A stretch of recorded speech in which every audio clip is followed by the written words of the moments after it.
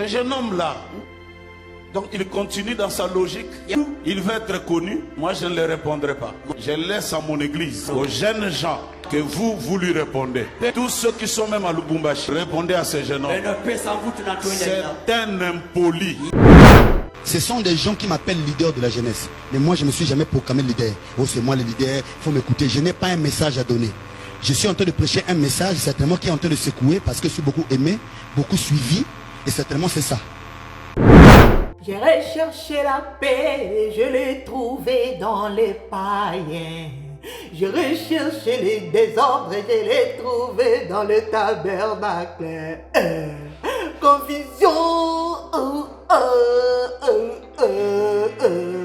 confusion.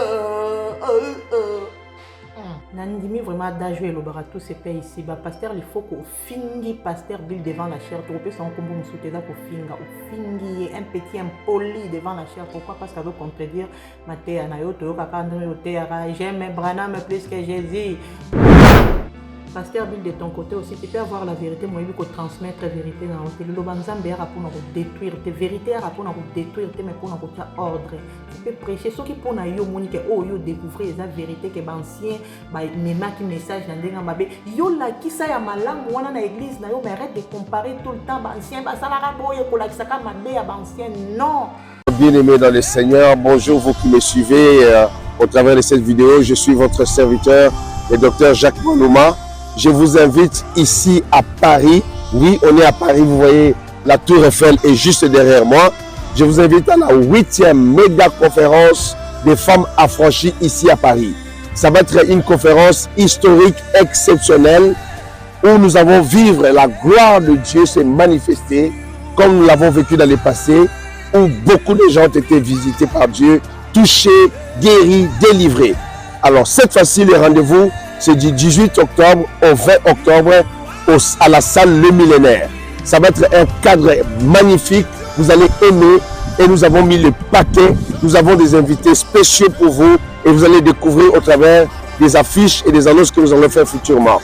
Je vous invite donc partout où vous êtes, ici en Europe, en Allemagne, en Belgique, en Suisse, en Angleterre, en Espagne, en Italie, venez nombreux. Et ceux qui sont aux États-Unis, au Canada, aux Antilles françaises, ne manquez pas ce rendez-vous. C'est votre rendez-vous avec le Seigneur, avec le Saint-Esprit, un temps historique qui vous attend. Que Dieu vous bénisse, je vous attends. À très bientôt, shalom.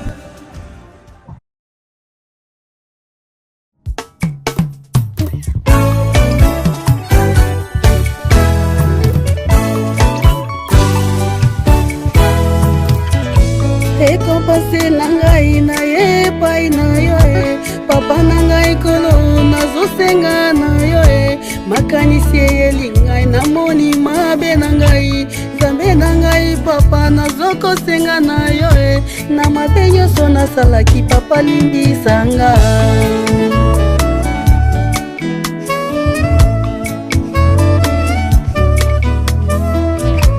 Zambe nangai papa nangai kolo yondokelaki ngai mwana na yo mimie zambe nangai papa nangai papa yondoke.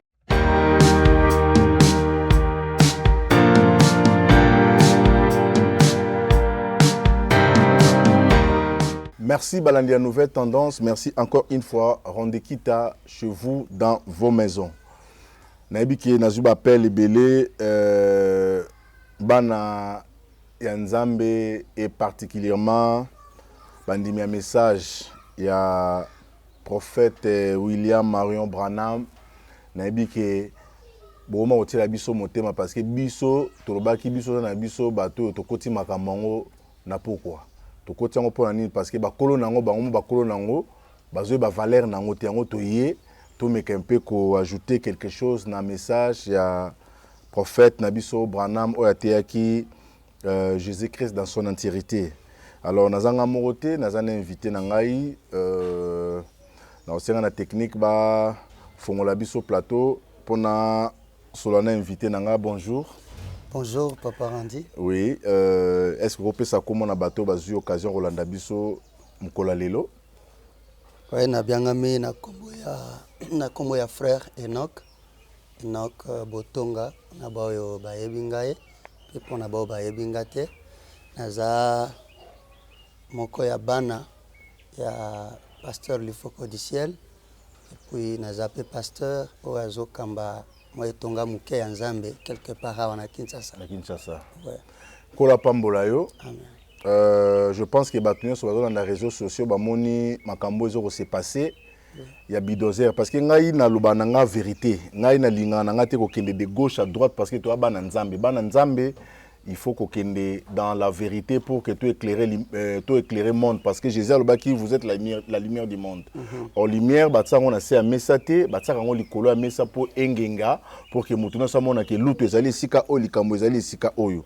Mais na sima ko sala ba investigation na ngai na makambo ezoleka epa ya Bidozer ndenga za koleka ndenga bimisi ba voice nyonso pona pasteur Lifoko du ciel ezali sujet il y a une partie à parole oyo peut-être y a comprendre peut-être à comprendre mais na moni pe bande ko mususu ndeti mona mwasi moko na moni azana na poto kuna na moni pa koti makambango mais na osenga na régie parce que bato va vivre les camarades po bato musu bazu occasion na romona makambango te na ba moni te qu'est-ce qui se passe surtout koti mbamo to bandolo bango ba comprendre te to lobela nini yango to osenga na régie ba pesa biso élément après to rozonga. Parler en mal de Branham ici on ne croit pas ça.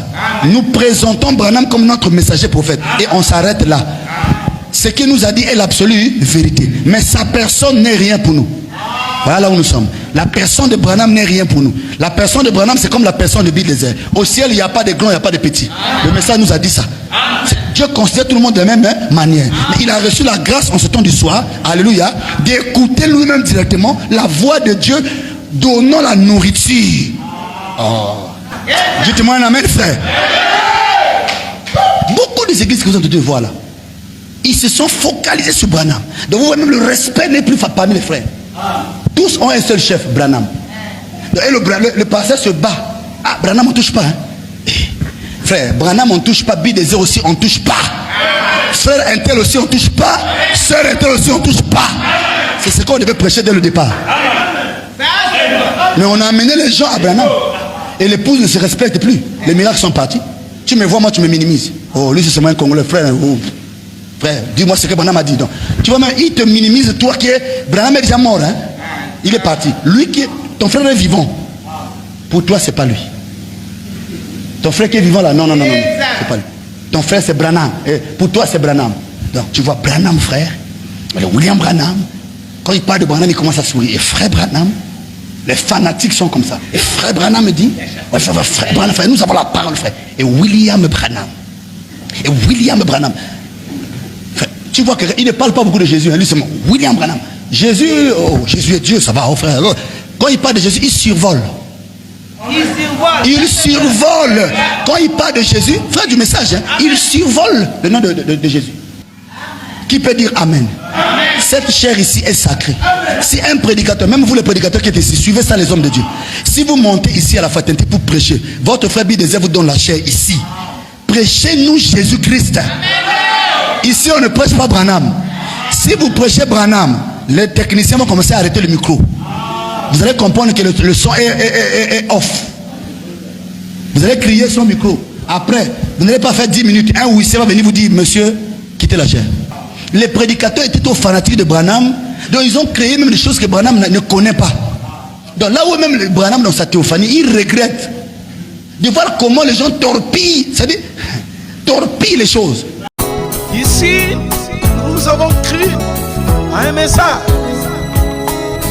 Et ce message est venu par un homme. Nous n'adorons pas Branham.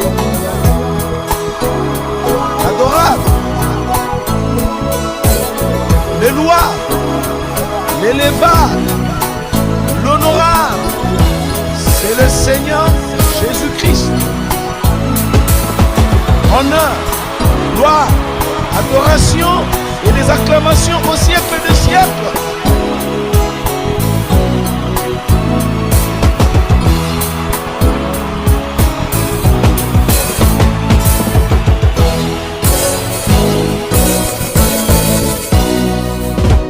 Oh, amour, tu es si rare dans ce monde, amour. Amour. Merci Nakanisi Toti Kolanda élément. Moi, ça me fait mal.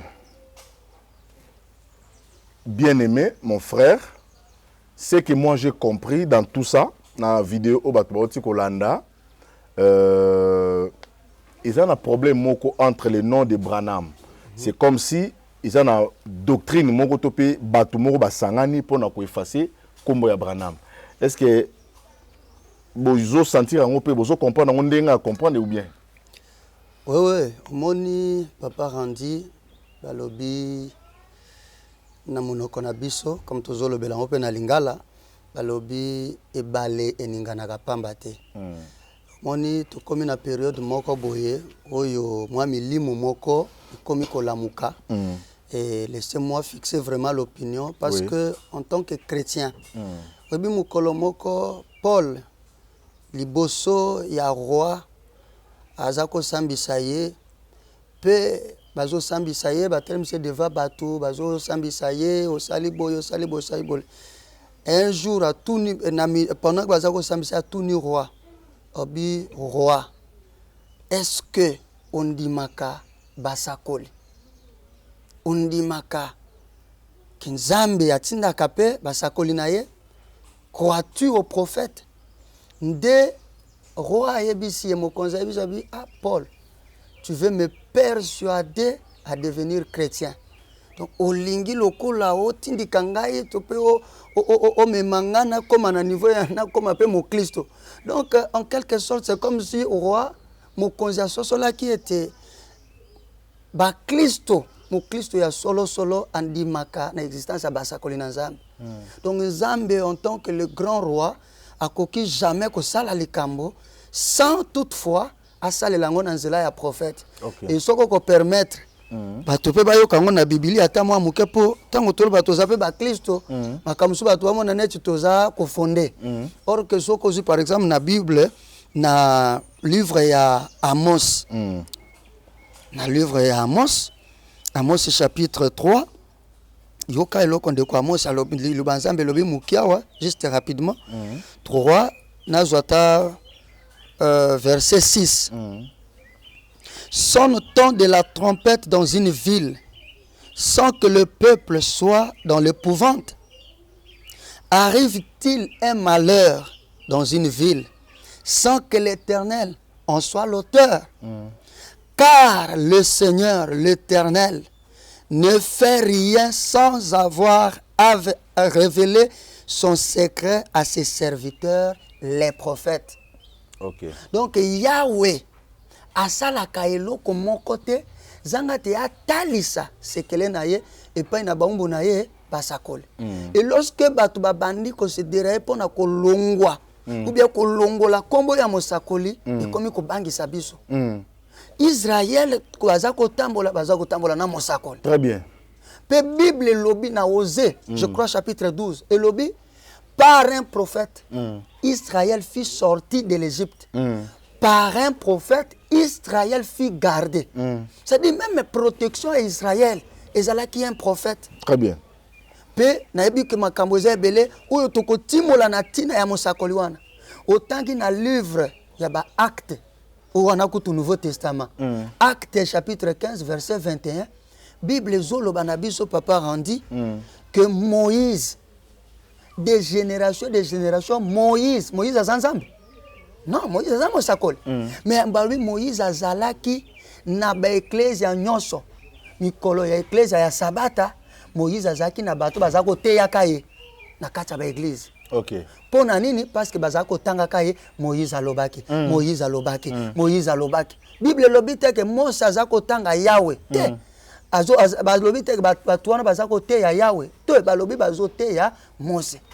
Soki na tango ya Moïse bato bazalaki na obabengi sonité ya ko soutenir mosakoli tina niveau koloba ke il prêchait Moïse na koleka boni na tango na biso. Mais en tant que Mosali Nzambe ozana kati ya message ya frère Branham bitumba ozo tapi question na me repose appel le pasteur Barouti tango azaki vivant na suka neto momo na peke non bakomi kolinga ndeti kolongola kombo ya Branham toyoki ndeko oyo bidozer azoteya alobi peke en tout cas il y a la première position. Comme Jésus, bino bozo matza comme Branham trop. Branham n'était qu'un simple homme, le kola mutu nyonso. Monsieur qui comme ça grave au cheval naie, même il peut mboa naie peu important. Bon, naie bité lutte au bozo tsasko entre et comme bitumba entre Jésus na Branham. Bino mbatu bozo fondé yango, osana kati message. Bino mbatu bozo fondé yango. To nani parce que un prédicateur a que nous baba to balandi vidéo a que baki Branham maza nani asa lokola ngai parce que na Bible batali sibiso ke il y a d'autres serviteurs baza lokola batino soté tant yo aussi lisa explication na yo ngatko to zonga na Bible pona laksa différence ya basali ya nzambe parce que eloko pe lo bamaka mingi na ba église de réveil ce comme na moment mo bavai na ba grand nani grande ligne laksa nini alors yo za na message et loko nini bozo kotsa bitumba na Yesu na Branham e bani ndenge nini pour Branham a prêcher Jésus.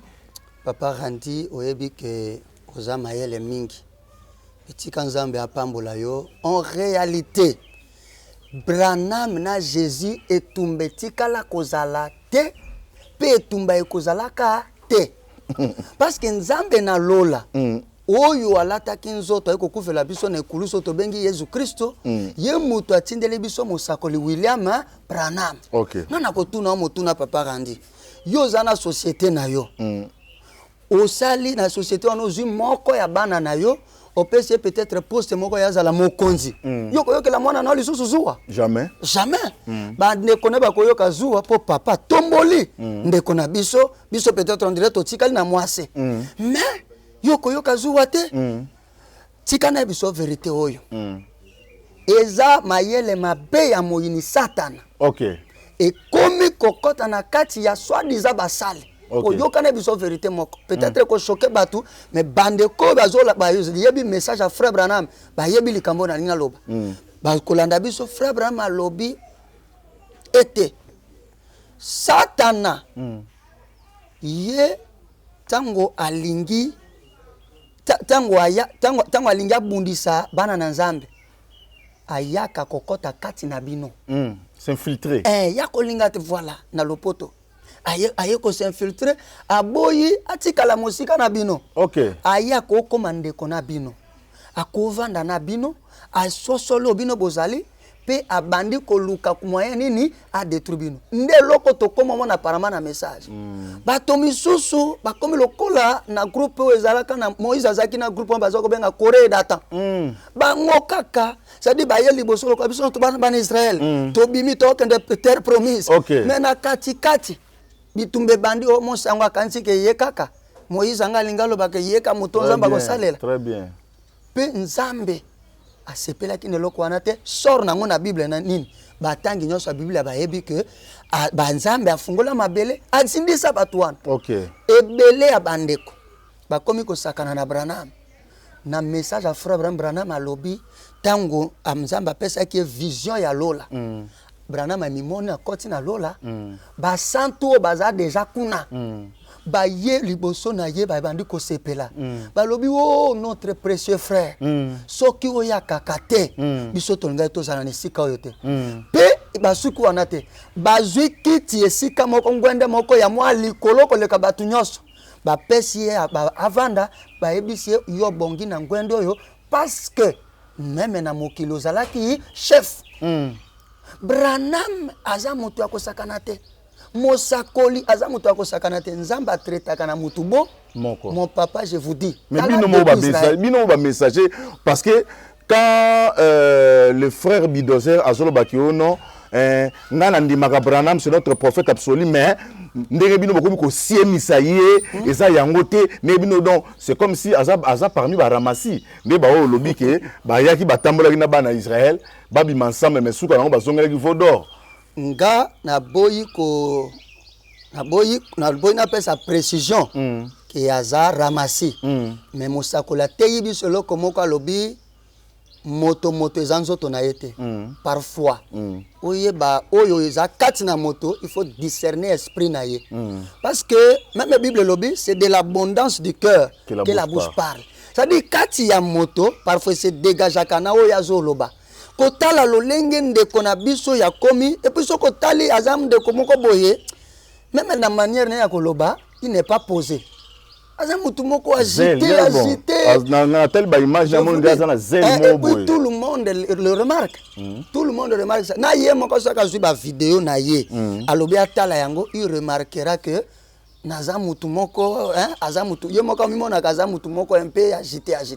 Merci. Bino Pesi Biso Gouya Branham, Tokomoko Tana Gouya Branham, mais Bino Moko Tobanzomo Napo, et Belé Bapexa Kinga, Babi Randekita, et ça bitumba na biso ba branamiste, mais ko tate mais ko soit décision, ya ko ça l'émission par rapport ya tant on a moni ba komi ko linga ko effacer kombo ya prophète ya Nzambe n'habiter au nom de la vérité, on doit s'élever parce que ici on n'est pas venu pour défendre l'Ifoko parce que zaki citation zaki problème il y a citation ndé même ba voix ici on nyoso ndé même na ba pagano ba kompe ko luka côté ya bino ko luba n'importe quoi. C'est pourquoi le quoi tout ça là qu'investigation te bi parole ce qui te tangi n'habite so ko debiso parce que ba prophète il nyoso bazandenge morote so tangi biso Nombre chapitre 12 verset 10 à 14 Nombre histoire ya Moïse.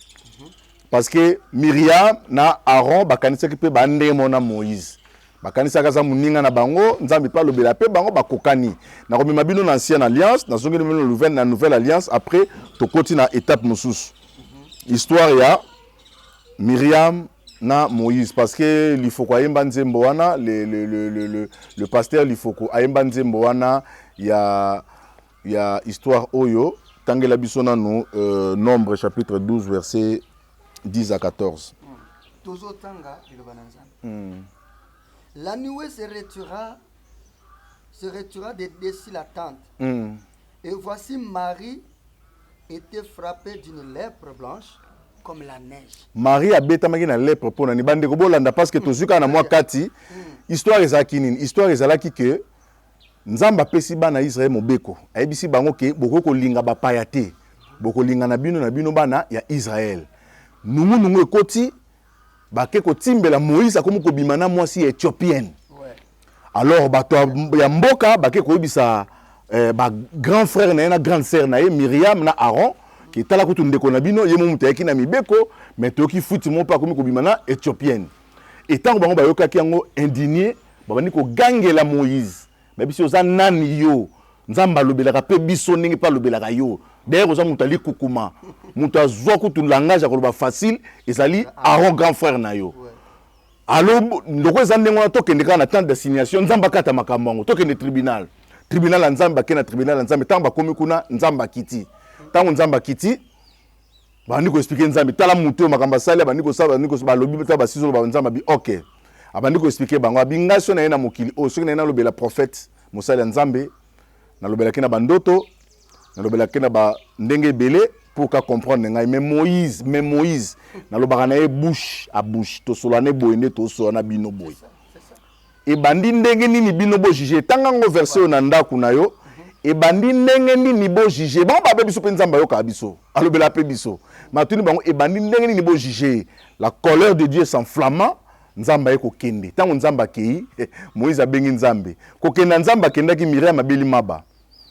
C'est pourquoi nous avons ndeko na biso bidozer pour héros déjà na se kaza dana maba parce que après jugement Nzamba silika ki abe banine ni bo juger Moïse mon serviteur. C'est ça. Ba ba moneke ba kokani bazandenge moko tango akei Myriam abeli maba. Aaron baluki akangi Moïse na makolo alobi mon Seigneur, abenge Seigneur, yana ye. Abagi pe Nzamba lobela geti. Abi mon Seigneur. Kotika makambo le kaboete Moïse abi Nzambe zonga, Nzamba zongi mutabenga Nzamba zonga. Amuninga na hote hein. Abi Nzambe zonga Nzamba zonga, abi Nzamba binini, abi guériri, bixai. Abi sava bo ibi ndenge makambo sala maka azwata en purification et jusqu'à ce que Myriam akufaki na maba. Wantu uti na ancienne alliance pour na bato ba comprendre. Mabe o Moïse asala ki c'est pourquoi il faut quoi mbaki que cela montrait la vie de Jésus-Christ qui devait se marier à une pharisienne. Oh, l'inspiration, c'est le monde de Dieu. Bapagano. Mutu muso azo sala likamo boy yo juger obite eza illustration Nzamba liko illustrer likamo boy. C'est ça. Atinda ba prophète makamamabe, ba kisala makamabe. Na ebiso Moïse na telo kwana il représentait vraiment le type de Christ. Azako représentait pendant Christ. Donc azako talisa que tango Christ akoya akobala pe mwasi mopaya. Mwasi ya mabota, mwasi mopagano. C'est pourquoi je pense à pasteur Lifokodissé qu'on ne juge jamais un prophète majeur. Papa. Toké dans Matthieu, Matthieu chapitre 11 verset 7 à 10. Pour le bagage qui est au nom, tout le bagage qui est en ancienne alliance, c'est ça makamaka, c'est ombre, tout ce qu'on a en la lumière. Matthieu chapitre 11 verset 7 à 10. Nabi ke boyo sepela 7 à 10. Nabi ke na banda ku boyo sepela bolinga liloba etanga maboye et ça la cabine bien.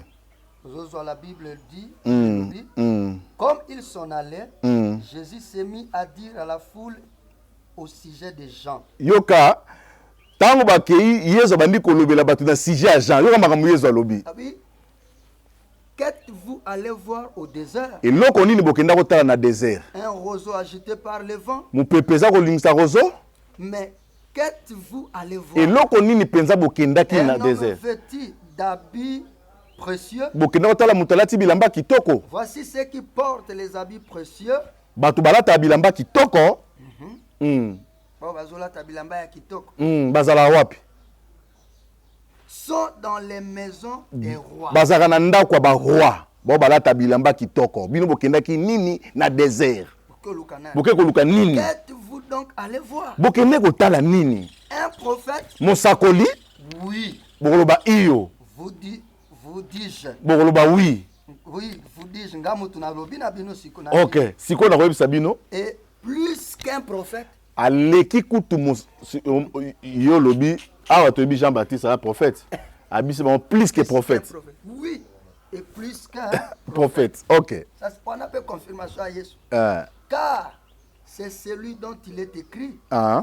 Voici j'envoie mon messager devant ta face. OK. Pour préparer ton chemin devant toi. OK. Je vous l'ai dit en vérité. Parmi ceux qui sont nés des femmes. Il n'en a point paru de plus grand que Jean-Baptiste. Soukawana. Si vous avez dit que Branham n'est pas papa, vous avez monté, vous avez dit respecter na bateau, puis baya liboso, yégo ya liboso te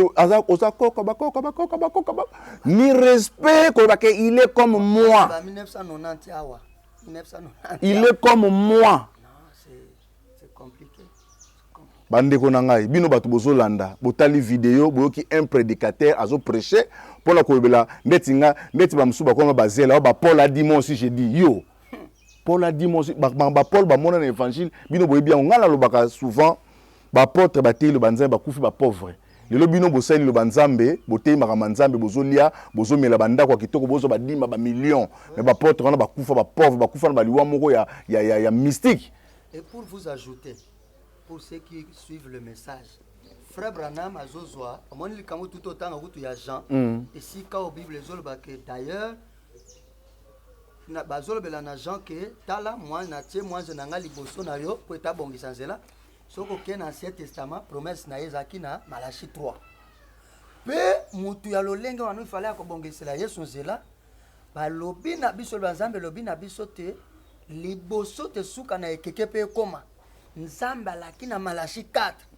Il fallait pe mutu ya ndenge wana. Aya. Yango moni mosakoli Branham.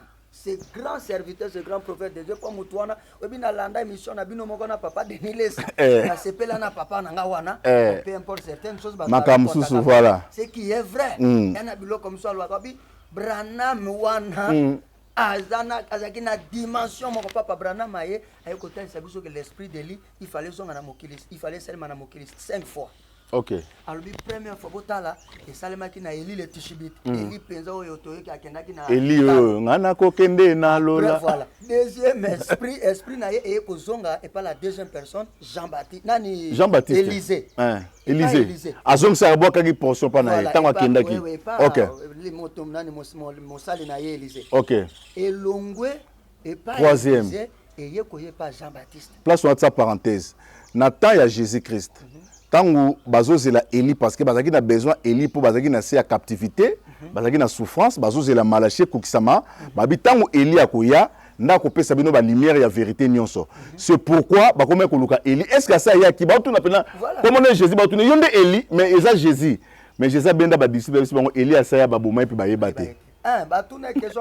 Il y a beaucoup tout ça, je crois dans Matthieu chapitre 10, chapitre 12, verset 10. Ok. Ce que tant d'écriture dans la Bible lobby, tout n'y est mais Eliazawapi. Pourquoi Baba Eli Foya? Mais Eliazat. Alors il est vrai. Il est vrai qu'Eli doit venir. Avant. Donc au futur. Oui. Frère Branham, tant que lit son ensemble, tant que j'ai écrit à l'objet, autant la première phrase, Azala qui annonce Eli à Malachi 4, et Sengela Kaya plus tard. Ok. Et puis la même phrase, la même version, on a Jésus et pourtant Eli est déjà venu et vous ne l'avez pas aperçu. Bobomi épée. Jean-Baptiste. Donc Jésus a deux prophètes, okay. Deux Eli, mais au même moment. Ok. Donc Malachi 4, William Branham, Malachi 4, c'est parce que tout le monde écrit avec précision. Et il a été revêtu de l'esprit d'Élie. Maintenant, moi je pose une question. Une question, la transfiguration. Montagne de transfiguration. Moïse abimi, Élie abimi. Parce que c'est lui, Jean-Baptiste, abimi, c'est que yo, aux prophètes. Pour nous abimi, c'est que ça a été. Pour nous na prophète akalabi me kunate bandeko to banga lilo banzambe to banga nzambe obi ke Pierre alobi tanga moni bango misato abi to tonga ba emami abosani kutu yemo abi to tonga ba emami misato moko ya Eli moko ya Moïse moko ya Jésus to tika likolo ngomba mais Jésus abisi oza mwana musala fo ça manase ba tuba za la sauver fona sauver humanité so to vandi na okufa te papa to kitana se to continuer musala alors to sengi na régie ba pesa biso vidéo pour to mon deuxième vidéo pour to développer encore une fois c'est de là qu'il y a une sœur oyo ba to akara ba récupérateur ba ya ba YouTube ya ba TikTok ba bimi pour na comprendre makambo za ba na nzambe ba meka opesa leçon to recadrer plutôt zonga. Nandimi vraiment d'ajouer le baratou c'est pas ici ba pasteur il faut qu'on fingi pasteur Bill devant la chair tropé son combo moussouté da ko finga ou fingi un petit impoli devant la chair pourquoi parce qu'elle veut contredire Matthieu na yo to kaka ndro yo te j'aime Branham plus que Jésus oh Branham a avalé Jésus Bill de son côté il peut appeler Jésus première place Pessi Branham deuxième place donc à contredire yo pesa Jésus deuxième place Branham première place donc il y a contredire yo tout le monde ici a fingioté à manquer respecter mais au bel lié impoli devant la chair yo peut bandara ko contredire pasteur Barouti Ernion so tape moi mais pas pasteur Barouti ko contredire ye Ernion so pasteur Barouti 15 jours à tellement la chair à belle alors qu'il faut quoi un petit impoli c'est ko bino ba pasteur beauté à bisoni atabi la sala ki o mabe. Il faut qu'on tienne de la bille bateau. Va s'en charger, va répondre les pardons alors. Beauté arabiso pardon ernions. Vous avez vu qu'on l'imbisate. Donc biso bandiminde, il faut tout rappeler, bino apprenez à pardonner les pasteurs. Bon, après c'est les messages des Branham qui sauvent. C'est quel message qui sauve? Oh bila zotea, to oyo zotea nezo sauver. Quelle doctrine qui sauve entre yabinomi balewan? Dieu vous prouve qu'il n'est pas dans les doctrines. Ce n'est pas les messages qui sauvent, c'est Jésus qui sauve. Pasteur Bill, de ton côté aussi, tu peux avoir la vérité, moi, il faut transmettre la vérité dans la télé. Le banzambe est pour nous détruire, tes vérités est pour nous détruire, mais pour nous faire ordre.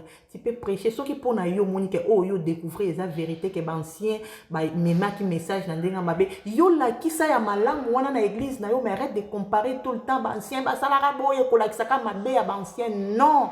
Toi prêche la vérité, oh yo moni que la vérité dans l'église na yo mais tika ko attaquer ancien parce que lilo banzambe ngo pe lobby que les jeunes respectent les anciens et lobby te que kaka soki ancien bazama lamu ndo il faut respecter bango non et lobby kaka que ba o ya mikebo respecter ba o beaucoup taki liboso na bino. Mon très cher père Papa Life, que le Seigneur bénisse abondamment. Vraiment merci pour les citations et vraiment mon père. Je sais que toutefois quand la jeunesse amène une révolution et quand les jeunes essaient de pouvoir prêcher ce qu'ils comprennent de la parole et quand ils ferment les yeux de tout ce que les gens disent, de tout ce que les prédécesseurs ont apporté, souvent ça dérange certaines personnes et puis parfois même le charnel rentre et c'est des attaques et puis des histoires, on commence à faire des qualifications, les jeunes sont impolis, les jeunes sont ceci, cela. Mais moi je pense que il y a un temps pour chaque chose, mon père. je vous aime beaucoup, vous savez. J'aime vraiment de tout mon cœur ce que vous faites, le travail de Dieu et tout. Et j'écoute toujours vos prédications. Vous voyez. Mais j'ai suivi les stations que vous m'avez envoyées sur le lieu d'adoration et tout. En tout cas, Père, je pense que vous devez me convaincre avec des stationnements clairs pour que vraiment je croie que le lieu d'adoration doit être dans William Branham. Sinon, dire que le lieu d'adoration c'est dans William Branham, vraiment c'est faux. Jusqu'alors, j'ai lu les stations là que vous m'avez envoyées, je ne vois même pas ça. En tout cas, c'est ce qui est dommage. Alors, je ne sais pas, certainement le jour où on se verra, on pourra peut-être bien parler en face, mais pour dire vrai, je ne peux pas accepter pour vous plaire ou pour des sentiments. Mais je ne sais pas, peut-être qu'il y a un problème de français. Il y a un problème de français. Donc, je vais essayer. Et lire Frère Branham dit, il y a des braves gens dans le monde, de bonnes églises, mais il n'y a qu'une Madame Jésus-Christ. Et c'est bien pour elle qu'il vient, c'est là que se trouve son nom. Et c'est là que se trouve son adoration, en elle et en elle. En elle et en elle. Seul, c'est vrai. Oh oui, certainement. Nous voyons que c'est vrai. Donc pour toi, le problème, je crois, qui te fait mal, c'est d'enlever Frère Branham à ne pas être son épouse, je crois.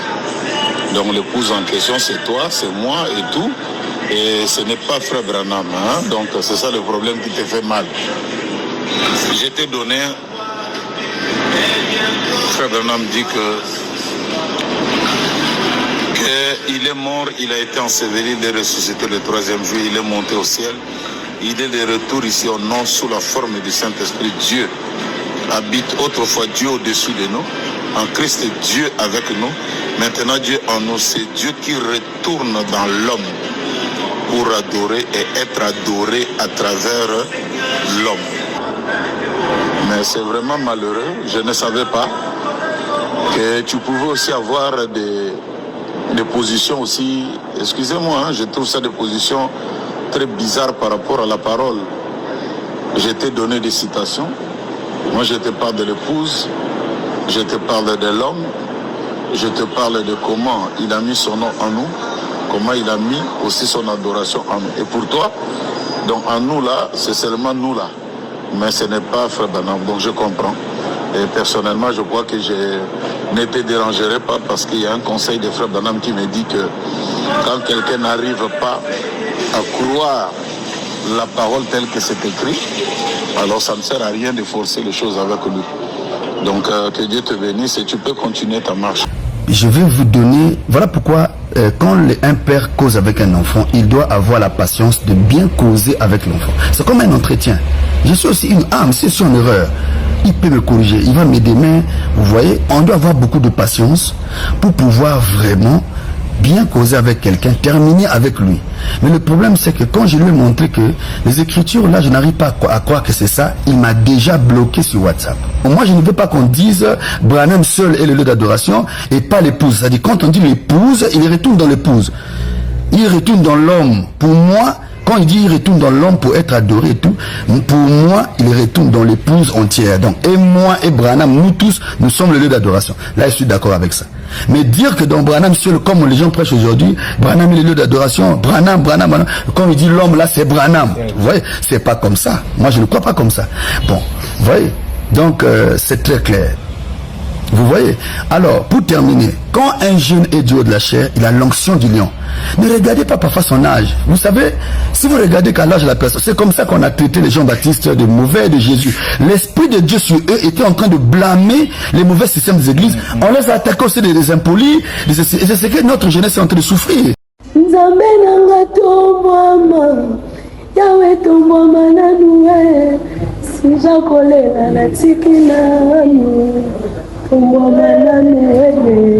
Shalom d'abord de mère, oui, c'est la femme Tamar. Du 18 au 20 octobre 2024, nous sommes à Paris. Yes. 8e édition de ces méga conférences à Paris avec l'archevêque Béatrice Maluma, où nous allons passer de forts moments d'enseignement, d'édification, d'adoration. Bien-aimé dans le Seigneur, viens encore expérimenter les dieux de la Bible qui opèrent jusqu'aujourd'hui par la puissance du Saint-Esprit. Je t'invite, invite aussi l'autre. Les détails sur l'affiche qui est juste derrière moi. Que Dieu vous bénisse. Merci beaucoup. Tout ça appel la Congo Mobimba. Tout ça la action mon tout ça un soutien financier et matériel. Tout soutenir action oyo ndekonabiso atie na programme pour na Goma. Pour ngape na ozala wana to ya na Goma. Na l'un délai pour na koya na fondation na e pour tout soutenir ngape na ozala na côté na disolango to ozala wana pour na ko soutenir bana Goma. To ya bato bazo traverser ba moment difficile ba kimi ba guerre ba perdre ba famille ba na kati ya ba pasi to ye pour na bino. Nzambe vraiment apamola bino nyonso bolandi mbela oyo botinda ba moyen poto kendo ko aider bato na Goma. En tout cas, je serai à Goma. Que Dieu vous bénisse.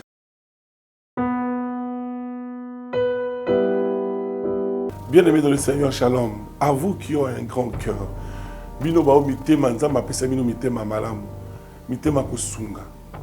Fondation Alendele na orphelinat Christ Rédempteur bana posa na bino. Bana posa lisungi na bino. Bano baboti bakenda. Bano bazala moya kotanga te. Bato bana besoin lisungi. Bino bato wala mitema malamu.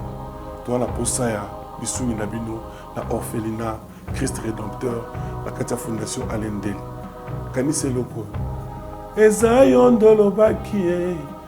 Ozanzambe ya bana bitike. Yo mokolo bakie. Osungaka basi bakufela mibali. Pona nini pasi ya boye Nzambe. Ils ont besoin de vous, de votre pain, de votre bouteille d'eau, de votre soutien. Et ça serait une bénédiction pour vous et pour votre famille. Que Dieu vous bénisse. Troubles du système immunitaire, chute de tension, maux de tête, fatigue, perte de poids, frigidité et diarrhée. Dites adieu aux inconforts et retrouvez une nouvelle jeunesse avec une tasse de Maxi Bien-être au quotidien. Une solution bio composée de plantes traditionnelles, 100% naturelle et reconnue pour sa vertu. Une formule adaptée pour hommes et femmes. Depuis plus de 10 ans, le Maxi Bien-être Café renforce le système immunitaire, restaure la fatigue physique, améliore le sommeil, aide à stabiliser la tension et la glycémie, nettoie les reins, soulage l'hémorroïde et la constipation. Chez les hommes, le Maxi Bien-être restaure le dysfonctionnement sexuel, l'impuissance et l'éjaculation précoce. Maxi Bien-être est disponible partout dans le monde. Passez vos commandes sur www.maxibienêtre.com. Merci na bao balo na biso pesi biso confiance vraiment et monsieur Zokende Kitoko bolandi la dame bandeko na ngai likambo ezali ya basel ya Nzambe so za na connaissance ya makambo Nzambe te kolobate. Pourquoi? Parce que on va accomplir travail moko o eza peut-être ya yote. Tango zo ba j'ai cherché le monde, je l'ai trouvé dans l'église. Et l'église, je l'ai trouvé dans le monde. Et là on ni sko yo zo loba. Tango zo ba bablo kwa ndenge wana. Alors et ko sala bien te parce que on oublie déjà que l'Ifoko a fini na télé. A fini na chair plutôt. Nenga lobi que Mouto azali impoli. Est-ce qu'impoli est insulte? Impoli azali qualification. A qualifié par rapport ya makambo boyoki oyo etangami oya lobi. Parce que tolo belana nous moi na moi si oyo. Akekuna alobeli pe bidozer que yo pe basala ka bonté bazong sa boité. Maintenant tant bota ki vidéo oyo ya moi na moi so alobi. Et ça qui binoni ni komona ke bon sikoyo comme le quoi to kotina kata confusion parce que ba païens ko ba komi ko sekabiso sikoyo pona mabase sa makamba boy na tondio mingi papa journaliste papa Randy parce que lelo omoni to comme na mokilo que internet tout le monde peut tourner son film chez lui et puis azana est libre. OK. Ici faza na moi Android na ye ya ki karakasa lokola ngai ou bien ka moi iPhone na ye a keko tele maliboso amiri anga kunaye alobi makambo akoko loba naye. Mais ça ne peut pas vraiment beaucoup nous déranger d'abord. Pourquoi? parce que moni batu bazana ba dimension papa. OK. Ba gloire nyos ba grâce nyos zandenge mon côté. OK. Dans la Bible lobi que zamba tu musu balinga ko finga ba gloire. Pourquoi? Il y a des gens dans ce monde où Nzambe a élevé koleka baninga mususu. Na souveraineté Nzambe moko. Azumu to lokola pasteur Lifoko du ciel obion. Mwana nanga Lifoko aza mwana lokola bana nyonso me ngai Nzambe. Na zepeli na élevé ye likolo ya bandeko na ye. Et c'est normal quand quelqu'un devient un leader. Quand Nzambe a élevé mutumoko, il ne manquera pas des gens qui ne le comprendront pas bien et tout bakoloba. Mais ce que nous n'acceptons pas, c'est le manque du respect. Papa na koyebi solo komoko. Quand on sert Henriette Fouamba, oya yemba yelele. Ni Salomon tongela kiyo. Tokena na matanga na ele rebimi na cinquantenaire rebeme bimi. Bazaki on a plein. Excusez-moi na tanga kombo ya pasteur Patrice Ngoy Muso kazalaki wana. OK. Biso tozaki na Jeep na papa. OK. Papa Lifoko. OK. Tokiti comme tozalaka na ye quand même partout. Tokiti tango tozo kita pasteur Patrice avandaki mwa liboso kuna. Amoni déjà papa Lifoko koya. Papa Patrice Azan n'importe qui peut être. C'est quand même un kono zamba tomboli pe na monde la musique na biso Congo, pe na monde. A tel avec respect, a poussani moi quelque part, kokutana na papa apprécier mbote ya respect. Tout le monde voyait ça. Si les grandes personnes oyo ke yo à titre à succès ou comment okoko tele matate liboso na ye azoto sa mutwana nebite soko landi vidéo moko zo circuler pendant ce temps ici pasteur Moïse Mbiye c'est natanga comme on baza musala nzambe azako sala comment adoration moment moko d'adoration et prière l'église na ye moment wana papa randi al sali yango uniquement na ba chanson o et pasteur ya icône le poète Lifoko du ciel. Et puis si on a salle, et tout et tout. Il y a des gens qu'on ne touche pas. Cette notre sœur là, dans mon vidéo bon, d'un côté, quand on a la déclaration, nous sommes elle est aussi dans le monde du buzz. Ouais. Elle a besoin de moi buzz, moi nini bon. Moi j'ai beaucoup de respect aux femmes. Naza dizara bateau que attends moi ça tenga mi muke. Nakolinga vraiment na s'attaquer na yete. Mais je peux lui donner juste un conseil ma soeur. Papa il faut qu'on a za tato à kobota yo. Il y a depuis le loti lobby. Et pour ton information, voilà. Et puis je vais lire dans la Bible excusez-moi. Pour que banazin va comprendre. Tala, biso même na culture na biso. Ce qui mukolo lobi na mwana muke koza impoli. Est-ce qu'a fingi? Jamais. Mokilezo yo kabiso. Jamais. Ce qui mukola lobi na mwana mukeke oza impoli, eza injurte. Mais mwana muke so kolbi ke mukolo oza impoli. Ça sonne mal. Ça sonne mal parce que yonde faut respecter mukolo. Voilà. Maintenant, tant mukolo se sentir un peu yo o leki dio de la chair. O leki likolo tumbelo o gangela mukolo. Webi ndeko bir des heures nzamba ikela ayokele mawa. A comme na niveau zo balobi hein. Le vieux là, vous connaissez, il est tellement grand, renommé. La pointe, tu n'as pas la chose qui m'a beaucoup blessé, mon frère. Le frère, les jeunes hommes se permet de dire, ça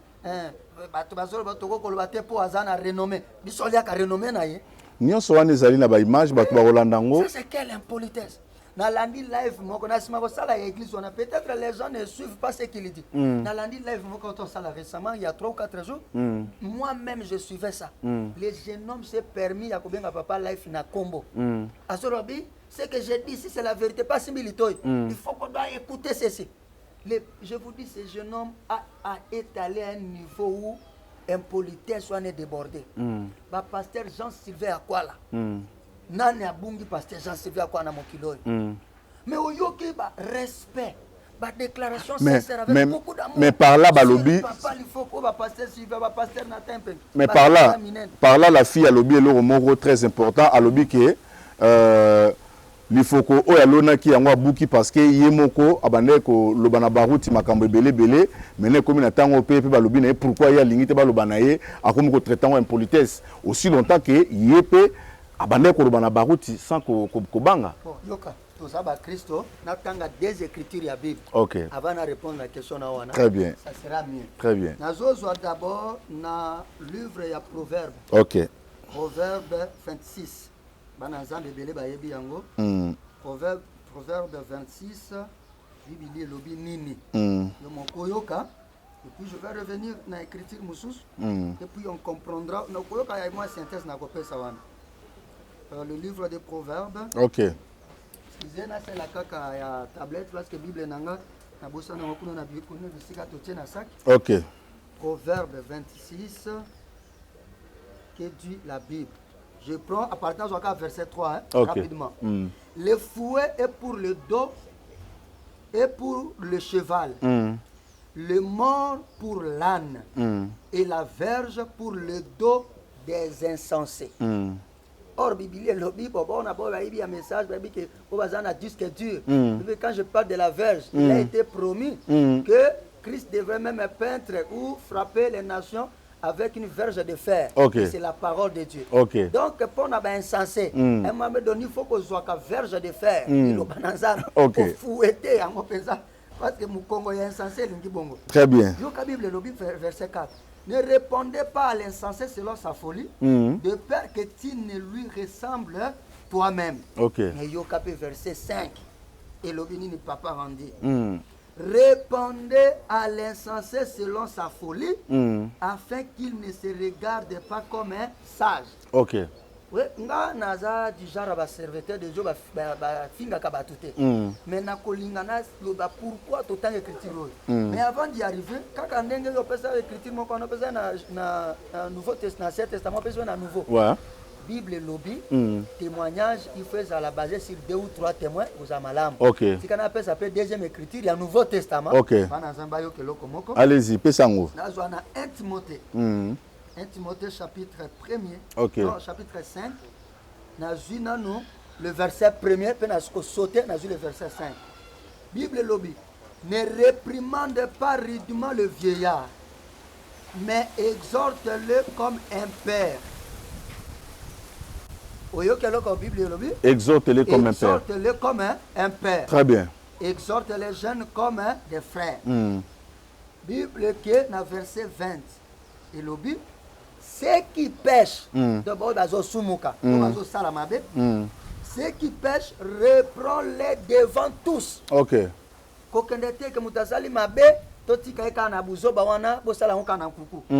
Bible lobby, reprends-les devant tous, afin que les autres aussi éprouvent de la crainte. Ce qu'on a besoin de répondre à la question, nakoloba que bon eza eloko fi on a loba que eza vraiment eloko moko ya litomba te alobi kaka parce que alobi po ayebi ba réalité te. Très bien. Message Abraham eza na ba biloko moko eloko la ba fondement oyebuka makate. OK. Ozomona. Très bien. Biloko lokola Abraham alobi na maboko na Nzambe. Biloba Nzambe pe lwango sotangi na Apocalypse. Nous n'avons pas le temps mais ba batanga Bible ba yebi. Dans la main de Dieu, il n'y avait que 7 étoiles. Branham a dit ce qui suffit les 7 messagers, 7 prophètes. Depuis Paul, Branham a dit 7. Mais maintenant, écoutez quelque chose. Tango, Paul, Irénée, Martin, Colomba, étoile à sous que Zalaki Branham. Donc, Nassima ya Branham, prophète, Monsous, Akoko Yaka. Okay. Selon la Bible. Et c'est ça le plus grand problème que les gens ne savent pas. Parce qu'après les 7 étoiles, c'est fini. Maintenant, tant que yo motondi message à frère Branham, vous avez que 8e message à Zalakate, le messager Bazalaki kaka 7, puis Branham dès le 7e. Yo, au koyebi sabatuke, ozo ça relève na comment? Très bien. Papa, il faut que s'attaque na papa Barutite. Mais, ayaki ko sembola liloba, Batou, bakanso quoi manquer respect. Non, parce que ça va beaucoup mon papa Barout ça y est. D'ailleurs, c'est après, oui, papa Barout, paix à son âme, avec beaucoup de respect. Bisonyo sotoye kolobake, ce serait mieux. Il n'y a que malade moi lobake, bisonyo sonne toujours ça la relève. Il y a message oyo pour Branham Alobi. Vous êtes les messagers de ces mêmes messages. OK. Oui, puis on a autant que nous sommes comme la Bible. Batou ba bien ka Michel prophète. Prophétie ni Michel pesa. Mais na kofungola limoni peut-être mutu moko pasteur moko be motanga Bible moko ai tanga livre Michel bien Michel abianga mi mosakoli parce kazalaki kozongela kaka bisakoli ya basakoli minene. OK. O basi basakolaka ya pesi ba prophétie na bango misusu le reprend Et puis bazomona que non en tout cas Michel parce que t'as là tanga na livre à Michel. Oka Michel Zolba, écoutez l'oracle de Michel. Boye serviteur de Dieu et puis akobeta boye tamus professeur c'est le bamaka avant. OK. Lorsque vous répétez un prophète majeur, au moment où Moïse bazako tanga kaye, bozo tanga Moïse, voilà ce que Dieu aime. Dans la Bible dans acte, ils répétaient Moïse. Les lotang on dimi liloba ya prophète Branham. Amos à la message était. Mais ce que vous sincère avec toi-même, zoa conscience na yo vandisa, pemi lobela nazana manda moko mususu te likamba osala te. Si ce n'est de répéter au Branham à terre. Merci. Suite à temps, toujours rochité parce que place on est toujours si ça n'a qui pointe noir mobimba. Benny James, salutation à yango et si ko bozaro c'est la parce que problème la qui problème il y a audio au ebimaki par rapport il y a le lieu d'adoration. On a cinq na régie, bapé sabiso audio ana après tozong à poto chité. Je n'ai jamais insulté le pasteur du Focus du Ciel, ni lui manquer du respect. Vous savez, frère, si cela était, les gens allaient vous sortir la vidéo où Bill Desert est en train d'insulter l'ancien. Il dit bien insulter. Il m'a manqué du respect. Insulter, j'ai insulté où? Alléluia. Vous savez, il y a un pasteur que vous connaissez que je tais le nom. Il est renommé ici, dans ce pays. C'est un grand homme de Dieu. Il a point noir, un grand homme de Dieu. On est très bien avec lui, c'est mon papa. Ce papa-là m'aime beaucoup, il m'a beaucoup soutenu, même financièrement. Il m'a donné même des habits, il m'aime beaucoup. On est bien avec lui. Mais quand nous sommes arrivés au point de la parole, moi je lui ai dit, papa, toi et moi, faisons la musique, faisons ceci, faisons cela. Mais pour la parole, je ne crois pas ce que toi tu crois. Je ne suis pas parti derrière la maison pour lui dire, je lui ai dit, papa, ça, tout, je t'aime. Mais les déclarations que toi tu fais sur Branham là, je ne te crois pas. Je lui ai dit que toi, fais pour toi tout. Mais quand tu prêches, tu commences à me déranger. Parce que je ne supporte pas d'entendre les mots qui allaient partir sur Jésus. Tu ramènes à Branham et dis ça là, avec moi ça ne passe pas. Donc, mes frères, attendez. Ce qui nous unit, c'est la parole. Et si vous voulez copier les Écritures, mais je dois vous dire, attention. Il m'a envoyé des citations. Mon fils, tu vois, le lieu d'adoration, c'est dans Branham et tout. Il m'a envoyé des citations. J'ai lu les citations. J'ai dit, papa, montre-moi là où c'est écrit cela. Il va encore parler. Frère, il y a des gens qui parlent là, ils ont la renommée. Renommée de quoi? Est-ce que nous on a besoin de ça? Est-ce que on a besoin de la renommée n'a rien à voir. Hein? Ici là, c'est pas haut. Frère, si c'est la parole, Bill Desert, sa renommée n'est rien. Devant la parole de Dieu, je dois me plier. Je vais entendre le même frère. La parole est plus que votre renommée. La parole est au-dessus de votre savoir. La parole c'est Jésus. Laissez Jésus. Ne touchez pas l'Esprit de Dieu. Frère, on va taper jusqu'à... Avant d'aller prêcher la seconde venue, commençons d'abord par là. Les ABC là. Hein? Commencez d'abord par là. L'église commence là. C'est pas le mystère de ceci. Pour qu'on dise que lui il s'est prêché. Hein? Oh le vieux là, il est profond. Hein? Profond oui, maintenant après, qu'est-ce qu'il a donné aux gens? Qui vient te glorifier la chair? Oh, vous voyez, frère, moi je suis parti dans tel pays. Frère, j'ai fait ceci, j'ai fait cela. Maintenant dans l'église là où tu prêches, les gens souffrent et puis il n'y a rien. Je comprends que ça c'est pas sérieux. C'est pas sérieux. Frère, c'est pas sérieux. Quand déjà un prédicateur n'a pas pu vaincre l'argent, hein, le piège de l'argent. Mais attends, il va prêcher quoi? Non frère, il faut que Dieu nous aide frère. Écoutez, en fait, l'Ikunia Motema Mabe, ça a pris la place du Saint-Esprit dans l'église. Vous savez, si on était unis, on peut travailler pour le bien-être des gens qu'on prêche là. Frère, Dieu allait encore nous bénir. Comment les églises du message n'ont pas pu faire même un orphelinat?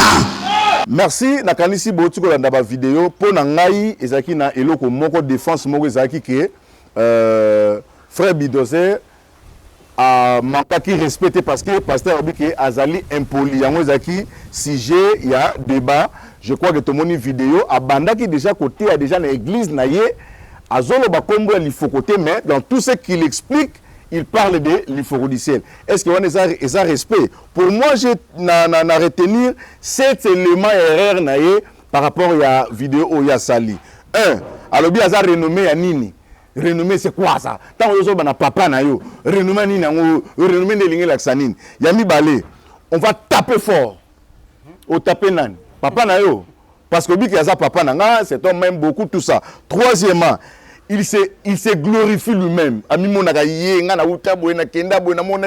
C'est ça ce que les gens ont bâti Kolanda. Quatrièmement, Arabi, Matéa et Zanga Nguya.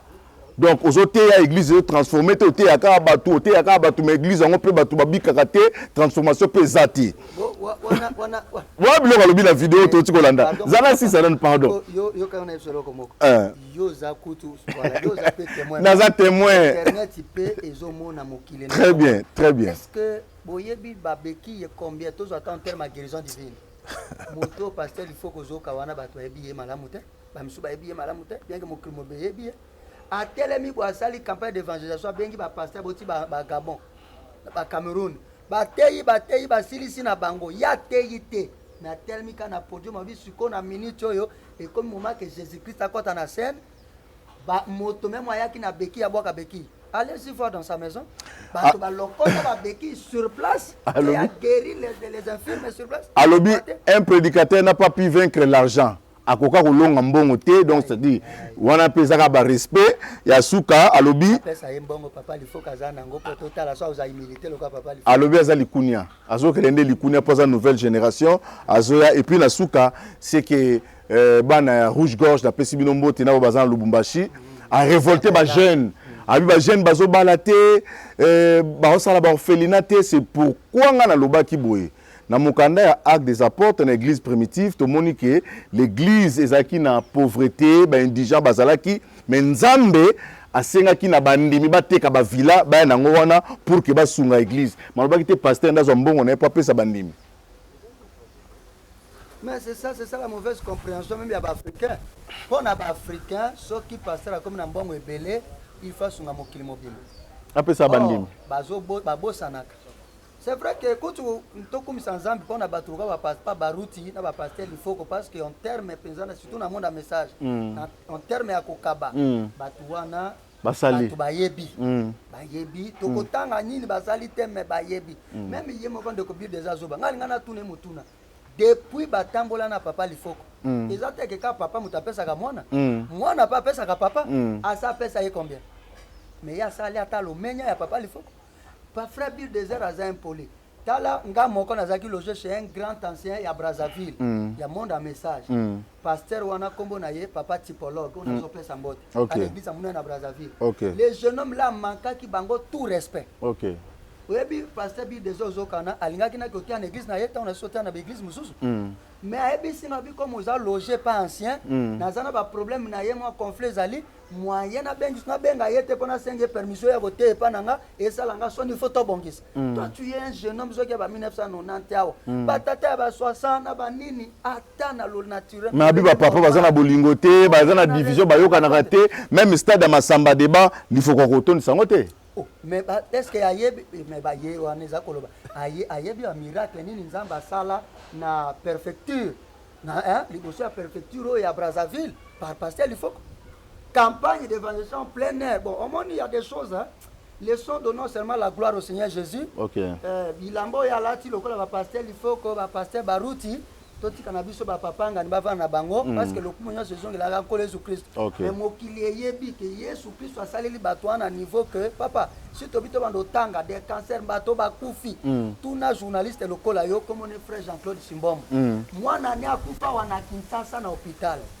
Mwana ya mukolo ya mobali akufa papa il faut qu'on a pointe noire babimisi minga na babimisi bango ke ba kotika mwana na morgue journaliste lokola yo apoya alobi na kokunda mwana ngate akokota pe morgue te bo bengela nga pasteur il faut baluki papa na téléphone bazui pasteur il faut ka bondalika na téléphone mwana bazako ke ndotsa na morgue mwana mobali ya mukolo papa ba cheka téléphone alito ya mwana pasteur il faut que quelques prières mwana wana kinsa za hôpital munene alamuka pendant que nous parlons que na limité à ce que comme mwana wana te kendo tout na famille na ye ce sont des sentiments les gens portent des choses émission yo to sana mingi vraiment ya koloba to sana mingi vraiment koloba tellement TV Zatan j'espère que kozonga parce que to toucher na nous mutema ya likambo te parce que ça qui le lieu d'adoration photo lobelango pena donc na kosenga yo olaka ba bato nyonso bazolanda biso ke okozonga po tolobela siko parce que ya lingi te ke lieu d'adoration soit Branham fos ko to panzango parce que le vraiment ya kosimbeza ki mwa mingi tokoki te fo zonga po to ya kosisango. Alors pour nous ça même dans une minute seulement pour être bref. OK. Ngina bisa bande ko bolanda biso boy. Omoni toza Nzambe asaleli 3 fonctions.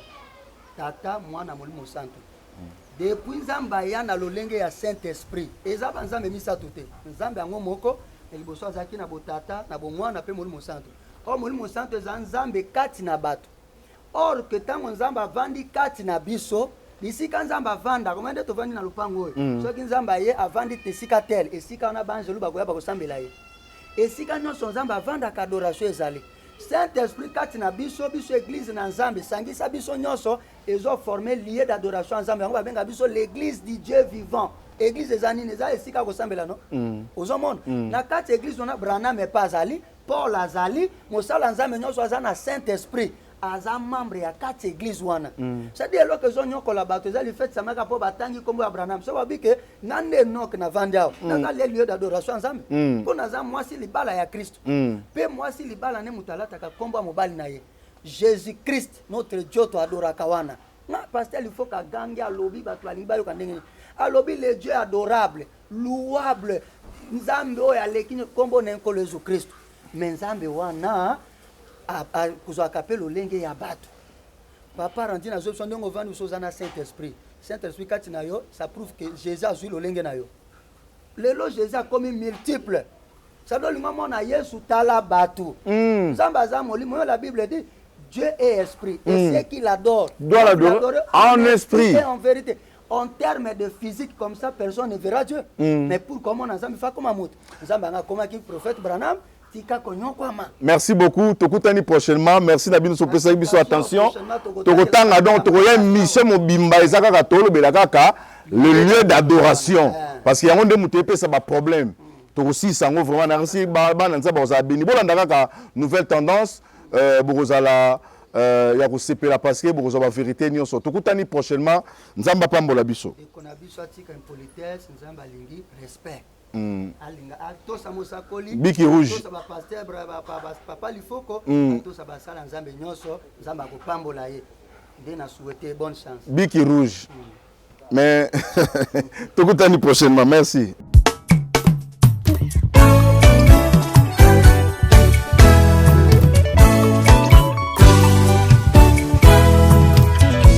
Ekompase na ngai na ye pai na yo papa na ngai kolo nazosenga na yo makanisi eyeli ngai namoni mabe na ngai Nzambe na ngai papa nazokosenga na yo na mabe nyonso nasalaki papa limbisanga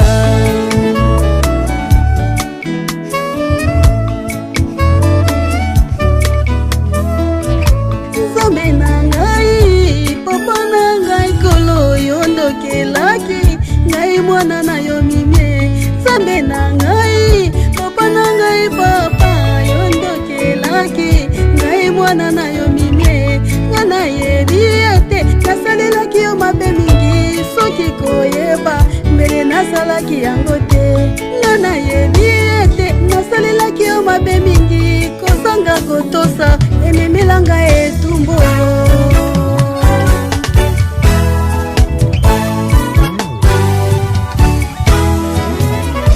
kozanga koyeba ememaki nanga bazela mabe kozanga kotosa ememelanga etumbu Nzambe na ngai sunganga mwana na yo Nzambe na bomo yokelanga imawa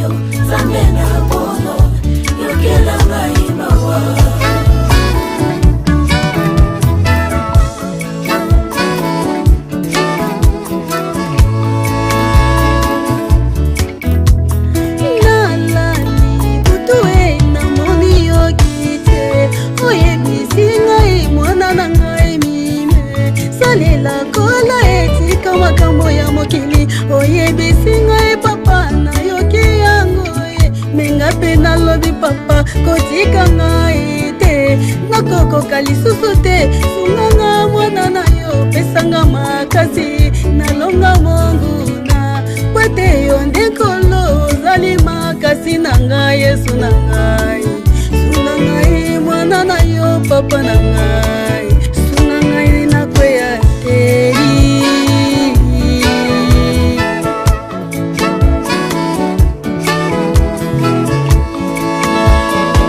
sunga ngai mwana na yo kolo Yesu kotika ngai te nakweya Yesu kotika te Mungu nalonganga mwana na yo kotika te nga nakweya na masumu Yesu simanga na loboko nga nalonga ye